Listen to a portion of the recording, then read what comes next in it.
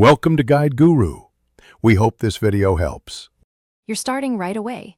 Make sure WhatsApp has contacts permission and confirm the contact name in the iPhone Contacts app.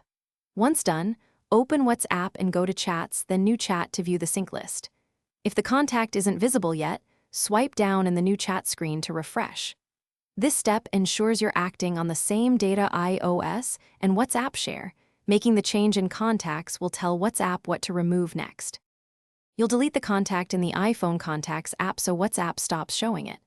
Open the contact, tap Edit, then tap Delete Contact and confirm.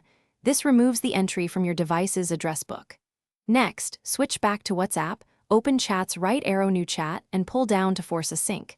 WhatsApp reads the updated contacts list and removes the name.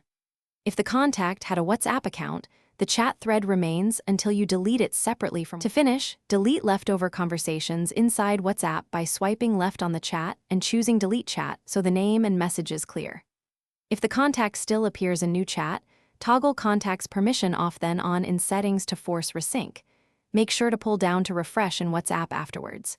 If syncing problems persist, back up your chats, restart your iPhone, or reinstall WhatsApp. That typically clears stuck entries. Remember, don't reinstall. Thanks for watching. Consider subscribing if we helped you today.